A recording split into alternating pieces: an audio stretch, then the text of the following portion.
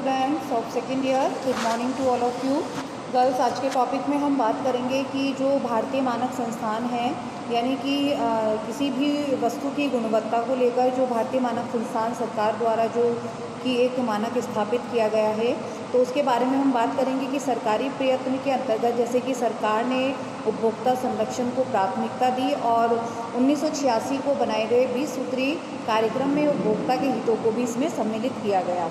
ठीक है, तो हम सरकारी प्रयत्न के अंतर्गत भारतीय मानक संस्थान की बात कर रहे थे। भारतीय मानक संस्थान यह देश की एक महत्वपूर्ण संस्था है और जो कि गुणवत्ता नियंत्रण और पदार्थ के मानक हेतु उत्तरदायी होती है। ठीक है, यह सन 1947 में स्थापित की गई थी और उद्योग, विज्ञान और तकनीकी संगठनों के सहयोग से इसको जो है काफ़ी सहयोग प्राप्त हुआ।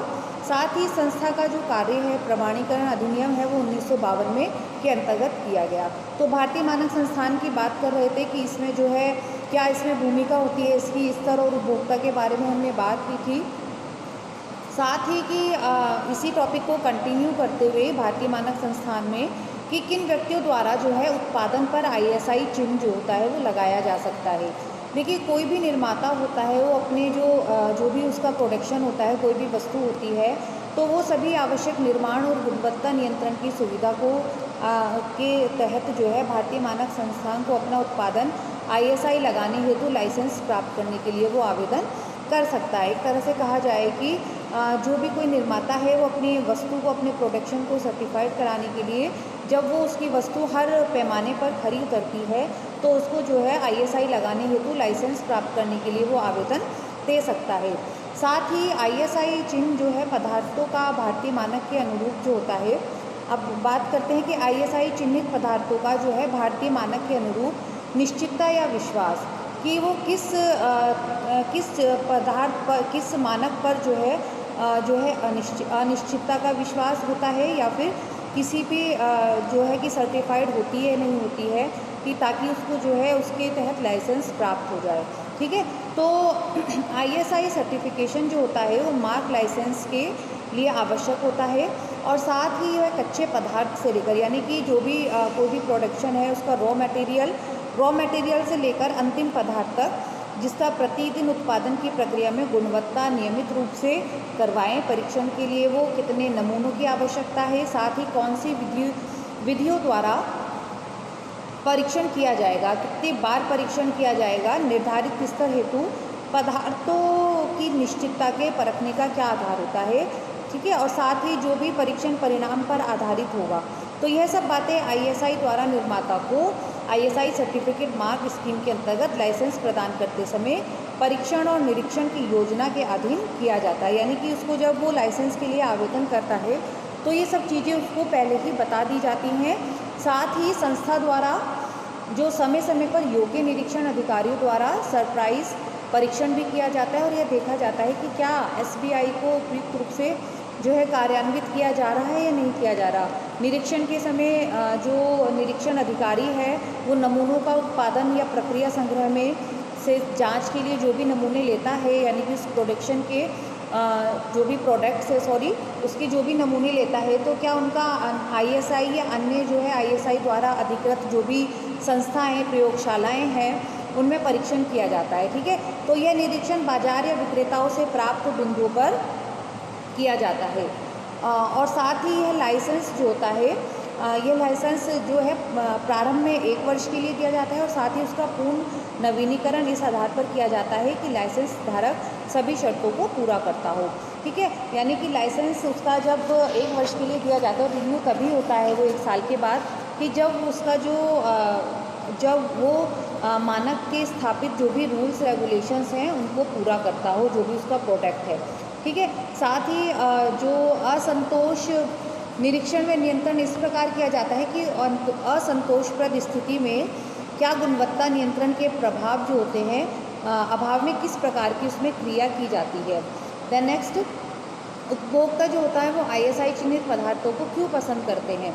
स्वतंत्र तकनीकी संगठन द्वारा अब बात होती है कि उपभोक्ता जो है वो ISI चिन्हित पदार्थों को ही क्यों पसंद करते हैं। तो इसके कई कारण होते हैं, जैसे कि स्वतंत्र तकनीकी संगठन द्वारा भारतीय मानक के संदर्भ में ज्ञान गुणवत्ता का क्लेम किया जा सकता है। ठीक है, क्योंकि अगर ISI चिन्हित अगर कोई भी वस्तु खरीदता है उपभोक्ता, तो उसके लिए जो है ज्ञान गुणवत्ता का क्लेम उस पर किया जा सकता है। अगर निम्न स्तर का पदार्थ उसको प्राप्त हुआ है तो पदार्थ पाए जाने की स्थिति में मुफ्त में उसे बदला भी जा सकता है। साथ ही एक्सप्लॉयटेशन और डिसेप्शन की स्थिति में सुरक्षा उसकी, ठीक है, जीवन और जायदाद की प्रति सुरक्षा का विश्वास, यानी कि एक तरह से जो भी वो सामान खरीदता है, प्रोडक्ट खरीदता है, तो ISI चिन्हित पदार्थ ही इसलिए पसंद करता है क्योंकि उससे जो उसको लेकर वो सुरक्षित होता है, उसको किसी भी समस्या का सामना नहीं करना पड़ता, जो हमने पहले उपभोक्ताओं की समस्याओं के अंतर्गत पढ़ा गर्ल्स। तो ISI चिन्हित पदार्थों की शिकायत होने की स्थिति में कौन सी निम्नलिखित बातें सामने आती हैं, जैसे कि देखा गया है कि दोष में नमूना और दोष की प्रकृति, ठीक है, साथ ही खरीदने का दिनांक, यानी कि अगर शिकायत में किसी भी प्रोडक्ट को लेकर कोई भी कंप्लेन करता है, शिकायत करता है, तो उसमें जो है निम्नलिखित बातें सम्मिलित होती हैं। कौन सी? कि दोष में नमूना और दोष की प्रकृति, यानी कि उस प्रोडक्ट में क्या दोष है, क्या डिफेक्ट है, वो उस पर आपको देना पड़ेगा लिखकर। साथ ही उसमें जिस भी दिन आपने उसको ख़रीदा है उसकी तारीख, साथ ही खरीदने का स्रोत जिनका बिल, कैश मेमो आदि उपलब्ध हो, तो यानी कि जो भी बिल आपने दुकानदार से लिया है, विक्रेता से लिया है, वो भी इसमें संलग्न होता है। और क्या शिकायत निर्माण विक्रेता से है, और प्रतिक्रिया का वर्णन कि आपको किससे आपको जो है शिकायत है, विक्रेता से है या निर्माता से है, तो वो भी आपको इसमें बताना पड़ता है। यदि उपभोक्ता की शिकायत सही पाई जाती है और ISI चिन्हित पदार्थ जिसकी शिकायत की गई थी वह निर्धारित स्तर की नहीं पाई गई, तो उपभोक्ता को दोषयुक्त पदार्थ या पदार्थों को बदलने का अधिकार भी होगा। और विशेषकर मजबूत वस्तु की स्थिति में बच्चों, जैसे कि निर्माता उपभोक्ता को संतुष्टि के लिए उसे बदल कर देना ही पड़ेगा। यदि कोई निर्माता नकली ISI का चिन्ह उपयोग करता है तो उसको कानून द्वारा कड़ी सजा दी जाती है और उपभोक्ता को इसकी शिकायत भी करनी चाहिए। नेक्स्ट देखते हैं विद्युत उपकरण गुणवत्ता नियंत्रण अधिनियम। बच्चों, उपभोक्ता को संरक्षण प्रदान करने के लिए और बाजार में सुरक्षित उपकरण ही बिक्री किए जाएं, इस हेतु सरकार ने जो है घरेलू विद्युत उपकरण गुणवत्ता नियंत्रण अधिनियम जो है 1967 से लागू किया था। जैसे कि हमने ISI मार्क के बारे में पढ़ा बच्चों, जिसको 1947 में स्थापित किया गया था। ठीक है, यानी कि ये भी एक गुणवत्ता अधिनियम, नियंत्रण अधिनियम था। ISI ऐसे ही कुछ इलेक्ट्रिकल सामान, उपकरण, इक्विपमेंट्स जिनका जो अधिनियम था गुणवत्ता नियंत्रण अधिनियम 1976 में जो है इसको लागू किया गया था और 1978 से ये एक तरह से पूरी तरह से लागू हो गया था। नेक्स्ट, इस नियम के अनुसार कोई भी व्यक्ति ऐसे घरेलू पदार्थ के उपकरणों का निर्माण का विक्रय वितरण हेतु संग्रह नहीं कर सकता जो कि विशिष्ट स्तर के अंतर्गत निश्चित नहीं किए गए हैं। और साथ ही ये निश्चित स्तर ISI से है जो कि 41 पदार्थों हेतु निश्चित किए गए हैं। इस नियम के अंतर्गत यदि निर्माता अपनी इच्छा से सहकारिता आधार पर प्रयोगशाला स्थापित करना चाहता है तो सरकार द्वारा उसे प्रयोगशाला की कीमत का 57% ग्रांट के रूप में दिया जाता है। यानी कि कोई भी निर्माता है वो अपने बिहाफ पर सरकार के एक तरह से उस नियम से सरकार की इच्छा से जो है सहकारिता के आधार पर वो अपनी जो है एक प्रयोगशाला स्थापित कर सकता है, जिसमें उसको सरकार द्वारा 57% ग्रांट के रूप में उसको दिया जाता है। विद्युत उपकरणीय पर ISI का जो चिन्ह होता है लगा होना आवश्यक होता है, या फिर बच्चों DIQCM का चिन्ह, ठीक है, DIQCM का चिन्ह लगा होना आवश्यक है। यदि यह चिन्ह उद्योग निदेशालय द्वारा लगाया जाता है तो इसमें कोई निर्माता प्रमाणीकरण के लिए आता है तो उद्योग निदेशालय द्वारा यह परीक्षण में निरीक्षण किया जाता है कि वह ठीक से सुरक्षित है या नहीं। सभी का चिन्ह लगाया जाता है या नहीं, वह ठीक से सुरक्षित है या नहीं है। यदि चिन्ह लगे उपकरण की गुणवत्ता खराब होती है तो इस पते पर शिकायत की जा सकती है। एड्रेस है उद्योग निदेशालय, CPU बिल्डिंग, कश्मीरी गेट, दिल्ली 6।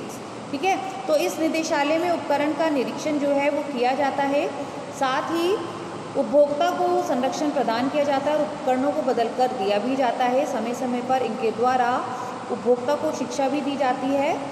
साथ ही 110 नमूनों का परीक्षण भी इसमें किया जाता है, जिसमें से जो भी ख़राब चीज़ें होती हैं उनके खिलाफ़ जो है वो है शिकायत दर्ज की जाती है, उस पर जो है एक्शन लिया जाता है। तो ओके गर्ल्स, आज के टॉपिक में हमने बात की ISI चिन्ह के बारे में और विद्युतीय उपकरण गुणवत्ता नियंत्रण अधिनियम के बारे में।